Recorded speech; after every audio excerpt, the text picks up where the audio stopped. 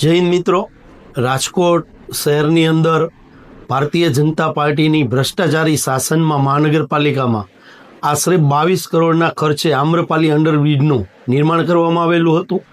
એ નિર્માણની અંદર એટલો બધો ભ્રષ્ટાચાર થયો છે કે વગર વરસાદની સિઝને પણ બ્રિજની અંદર પાણી ટપકે છે, કાદવ ટપકે છે. આ છેલ્લા 4 વર્ષથી આ બ્રિજ બન્યો છે ને 4 વર્ષથી આ સમસ્યા છે. જ્યારે કોંગ્રેસે આમનો વિરોધ કર્યો છે અથવા ટકોર કરી છે મહાનગરપાલિકાને, ત્યારે માત્ર સફાઈ કામ થયું છે. જે નિકાલ થવો જોઈએ, કાયમી જે નિકાલ થવો જોઈએ, નિકાલ નથી થતો.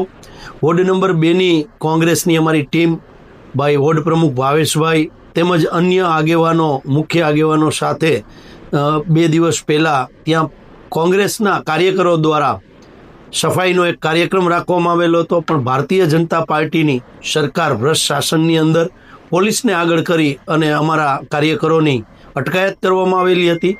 અને સમગ્ર વર્તમાનપત્રો, ઇલેક્ટ્રિક મીડિયાના માધ્યમથી આ અવાજને લોકો સુધી પહોંચાડ્યો. એ પણ સમગ્ર મીડિયાનો પણ હું આભાર માનું છું, વર્તમાનપત્રનો પણ આભાર માનું છું. જે નહીં, મીડિયાના અવાજથી અને કોંગ્રેસના વિરોધથી આજે રાજકોટ મહાનગરપાલિકાએ ફરીથી આ સફાઈ કામ શરૂ કર્યું છે.